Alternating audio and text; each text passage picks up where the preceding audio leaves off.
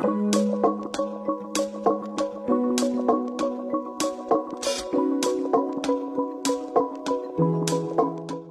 Assiette.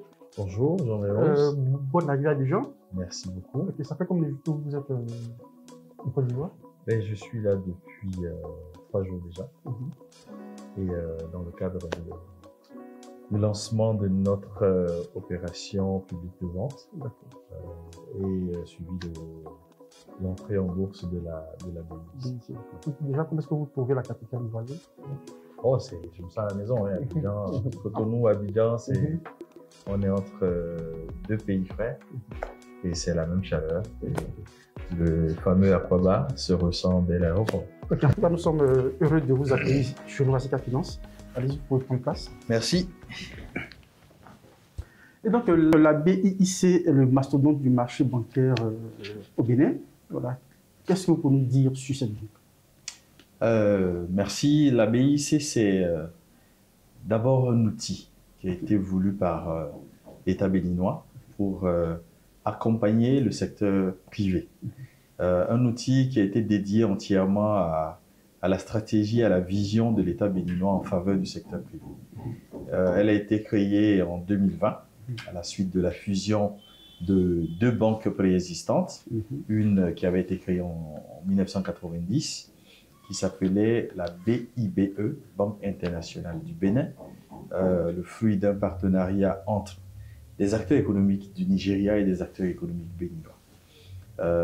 Cette banque a vécu, elle a à un moment donné rencontré des difficultés et pour ne pas la laisser sombrer, pour sauver des emplois et des avoirs qui étaient domiciliés auprès de cette banque, l'État béninois a décidé de la sauver. Et ensuite, il y avait également la BAIC, Banque africaine pour l'industrie et le commerce, créée en 2015 également, et qui aussi a fait son parcours et qui a également à un moment donné rencontré des difficultés. Donc l'État béninois a décidé de les mettre ensemble, donc en fusionnant la BIBE et la BAIC pour donner la BIIC, Banque internationale pour l'industrie et le commerce, qui est en activité depuis juin 2020 et banque que j'ai rejoint en juin 2022 au 2e anniversaire de cette banque-là. Et depuis lors, nous avons travaillé ensemble avec le personnel et notre clientèle surtout à construire un parcours qui nous amène aujourd'hui à pouvoir nous ouvrir sur d'autres horizons dans notre sous-région, Afrique de l'Ouest. Donc avant de revenir à cette opération, parlez-nous un peu de vous, de votre parcours. Mon parcours, en fait, je suis de parcours, on va dire, finance-banque. J'ai été titulaire d'une MSTCF que j'ai obtenue à l'Université catholique d'Afrique centrale au Cameroun. Ensuite, j'ai fait un master en finance internationale en France, à Rouen spécifiquement. Mais entre-temps, j'ai travaillé dans plusieurs banques au Cameroun, au Bénin, qui est mon pays d'origine. Et ensuite, je me suis retrouvé dans l'assurance crédit à l'international. J'ai travaillé au Bénin, j'ai travaillé chez Ecobank Bénin. J'ai travaillé chez UBA Bénin à divers postes, tous liés au crédit. Ensuite, après mon passage, mon retour à l'université en France, je suis rentré en Afrique où j'ai été au Kenya, à Nairobi au Kenya, où j'ai travaillé dans une institution internationale qui fait de l'assurance crédit et la couverture de garanties en faveur des investisseurs pour notre continent. Là, vous avez un très riche parcours. Nous allons revenir sur les raisons de votre présence qui porte sur l'OPV que vous lancez en perspective, avec la perspective de l'entrée de la BIC à la BRL. Voilà. Vous pouvez nous parler de l'opération en question, de quoi s'agit-il? Il s'agit de la cession d'une partie du capital de la BIC détenue par l'État béninois au grand public. En fait, la BIC, ayant été créée à l'initiative de l'État béninois, avait à la base 3 actionnaires. L'État béninois, le port autonome de Cotonou et la Caisse nationale de sécurité sociale du Bénin.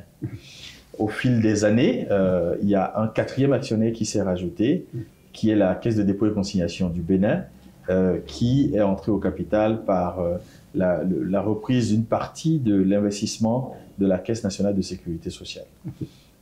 Ceci entre dans le fonctionnement de la CDC dans nos pays.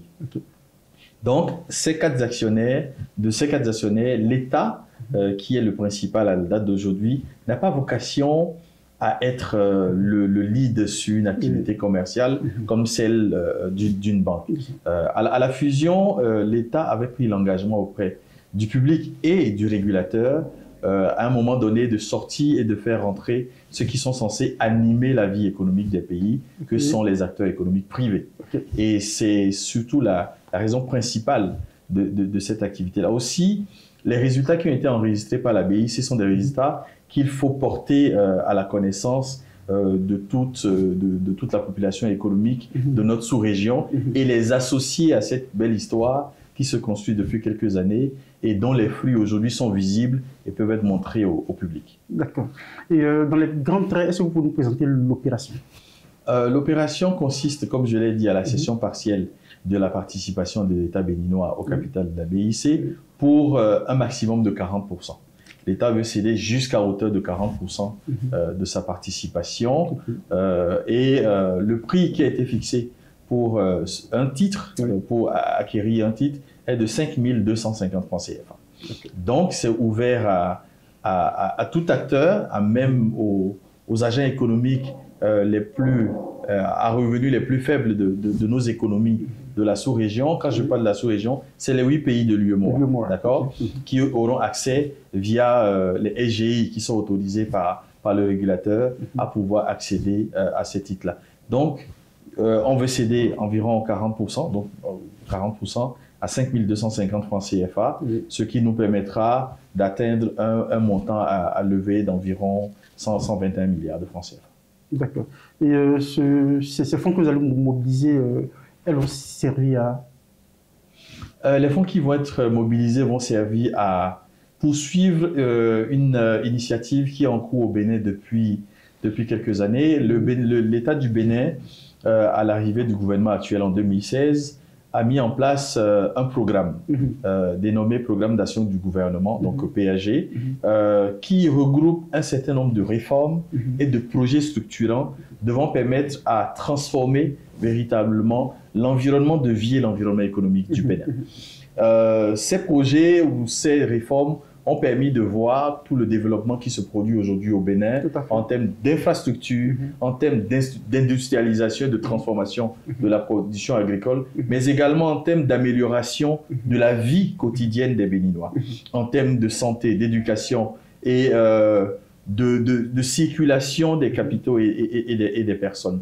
Donc, c'est dans la poursuite de ce programme que cette initiative permettra de financer de nouveaux projets, soit des écoles, des initiatives comme celle qui consiste à fournir un repas chaud aux enfants dans les écoles élémentaires au Bénin, qui est soutenu par le Programme alimentaire mondial pour le compte du Bénin, qui fait la fierté du Bénin aujourd'hui. D'accord. Et donc, l'opération va contribuer à renforcer la dynamique de l'économie béninoise. Exactement. Et sûrement de la BIC, qui est l'acteur majeur du secteur bancaire dans le pays. Exactement. On a regardé les chiffres de BIC et la banque a un profil très intéressant. On a noté la très bonne dynamique sur les années 2021, 2022, 2023, avec une croissance remarquable du PNB, le chiffre d'affaires donc de plus de 60% par an. Voilà. Quels sont les leviers qui ont permis à la banque de réaliser de telles performances? Ok, parfait. Merci. En présentant mon parcours tout à l'heure, j'ai fait exprès de ne pas présenter mon entrée dans l'écosystème public béninois. Je suis parti de Nairobi pour accompagner l'État béninois à travers une mise à disposition qui a été faite par mon employeur pour gérer la dette publique du Bénin.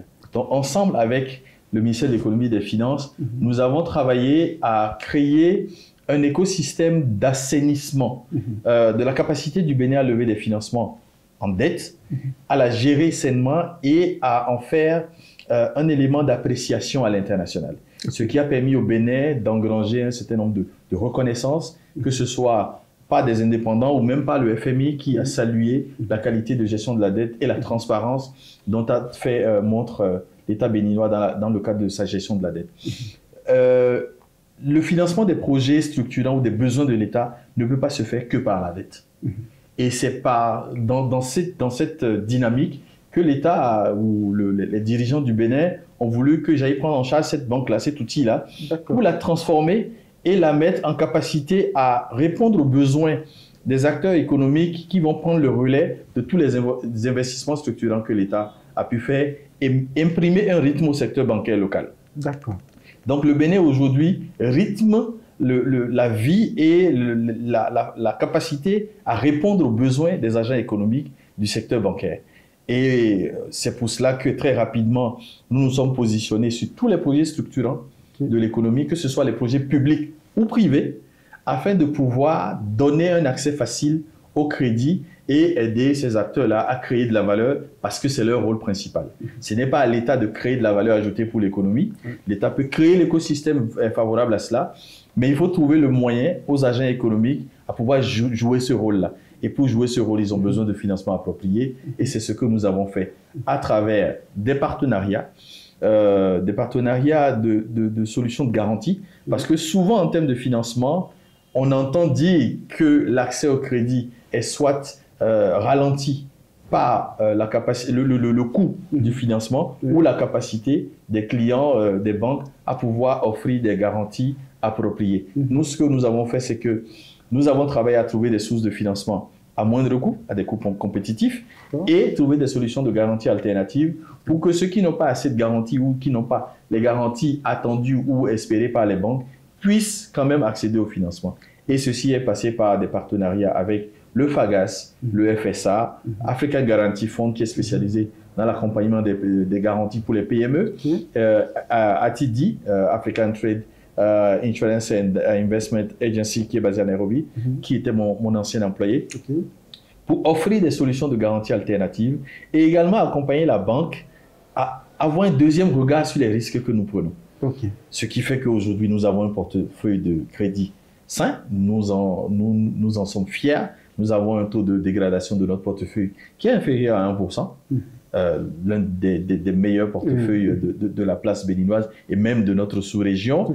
Et ça permet d'offrir des financements à des gens qui avaient une barrière à l'accès au financement du fait de la garantie. Et à côté, on a des partenariats également où des bailleurs de fonds nous apportent du financement moyen-long terme pour répondre aux difficultés d'accès à la ressource longue que la plupart des banques rencontrent dans notre sous-région. Et ceci nous permet également de faire bénéficier cela à nos clients en rabaissant les coûts de financement. D'accord.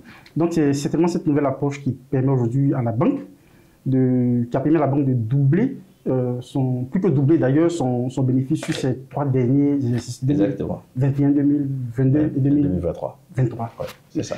Et là, vous êtes encore ambitieux, puisque là, sur l'horizon 2030, vous portez le projet de faire croître les revenus de plus de 12%, aussi bien le PNB et le résultat net. Comment est-ce que vous comptez y arriver? Sur quoi comptez-vous vous appuyer pour parvenir à une telle ambition? Bon, j'ai le plaisir d'être dans le pays champion d'Afrique. Comme on dit au football, on ne change pas l'équipe qui gagne. Tout à fait. Les recettes qui ont permis de traverser ces 4 dernières années en termes de croissance et de consolidation de nos finances vont rester.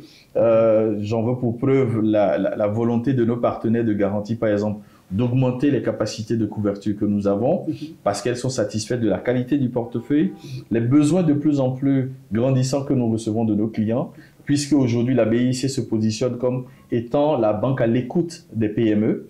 Lorsqu'on entend PME, on passe à un risque élevé en termes de financement, mais nous arrivons à mitiger ce risque-là avec les partenariats, avec la rigueur dans la sélection des clients que nous finançons.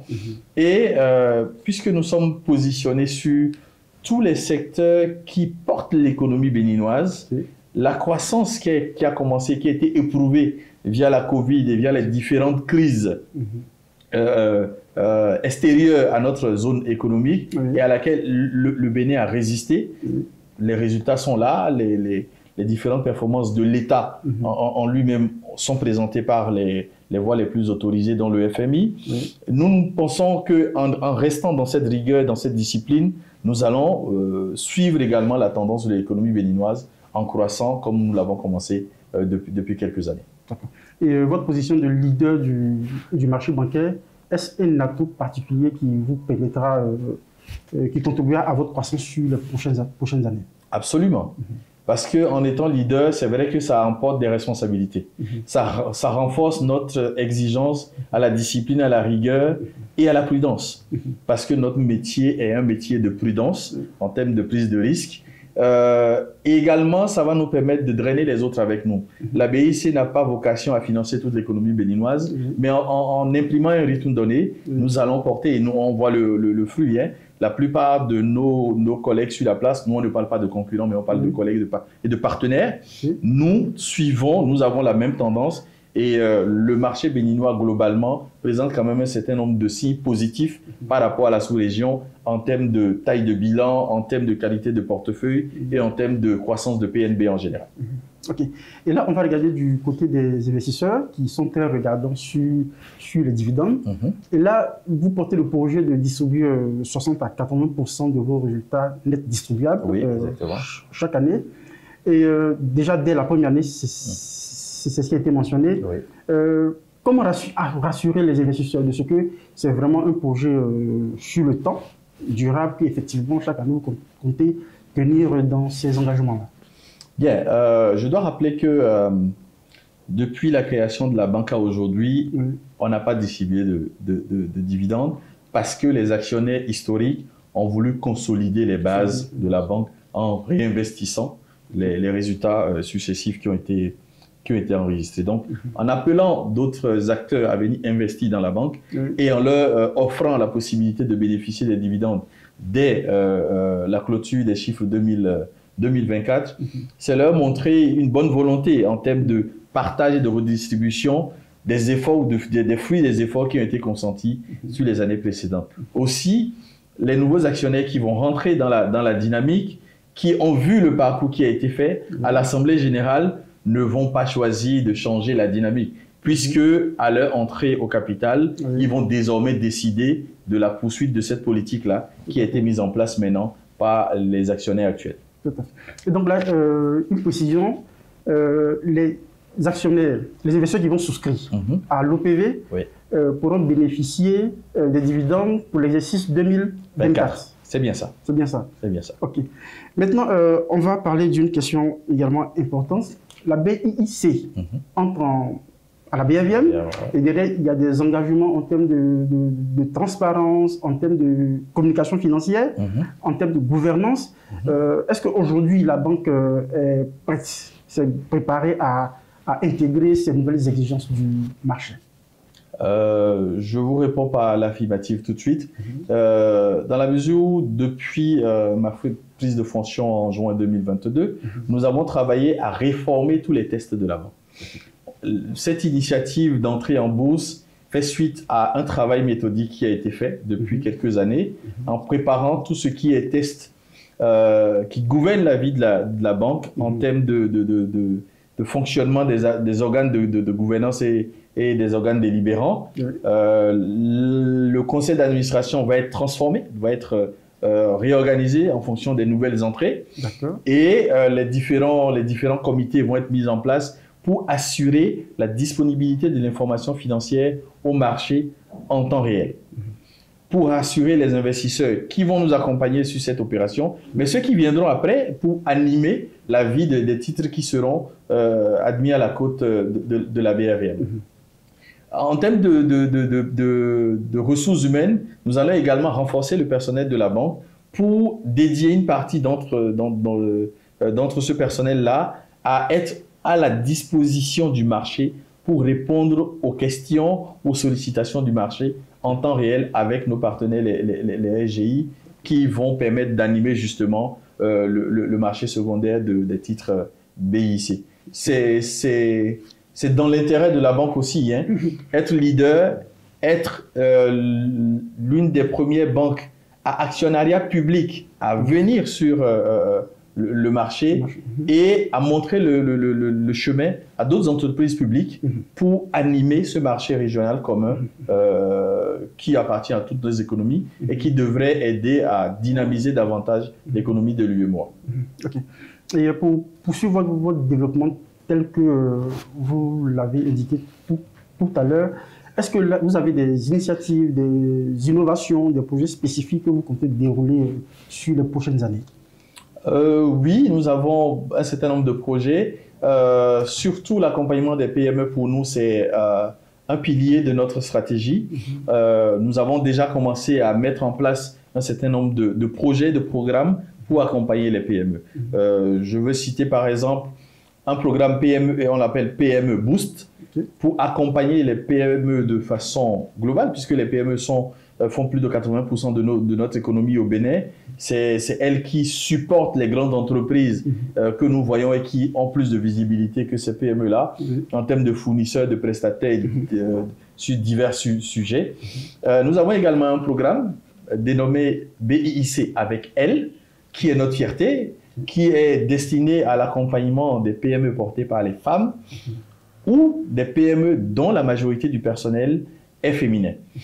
Ces programmes-là sont constitués non seulement de solutions de financement, mais également d'accompagnement, d'éducation financière, de soutien juridique aux PME que nous accompagnons, non seulement les PME qui sont clientes de la BIC, mais de façon générale les PME qui sont sur le marché béninois pour améliorer la qualité de la clientèle que nous avons. En plus de ça, nous sommes une banque jeune. Nous sommes venus dans un marché où la digitalisation est un sujet majeur. Nous sommes en train de travailler sur un certain nombre de solutions digitales, mais vraiment innovantes, que nous allons déployer progressivement pour essayer d'améliorer l'inclusion financière de tous les acteurs économiques du pays. Le Bénin est premier producteur du coton.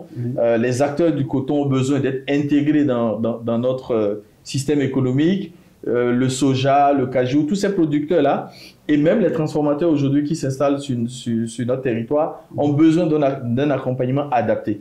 Et nous, à travers nos solutions digitales, nous voulons nous mettre à l'écoute de ces clients-là et leur apporter des solutions adaptées à leurs besoins. Et à travers cela, engranger plus de revenus de commission, parce qu'aujourd'hui, ce n'est pas que les intérêts sur les crédits qui peuvent générer plus de rentabilité, mais c'est sur les solutions à valeur ajoutée que nous pouvons implémenter. Et on a un catalogue qui est prêt et que nous déroulons progressivement et que nos clients et nos partenaires auront le plaisir de découvrir dans les années à venir. D'accord. Donc là, on note que vous avez de grands chantiers qui augurent de bonnes perspectives. Et déjà, vous nous parlez de l'agenda de l'OPV, je crois qu'il commence dans quelques jours, jusqu'à l'entrée à la BFM. Exactement. Le lancement, c'est pour le 13 janvier, donc lundi prochain. Et l'objectif, c'est de clôturer avant terme.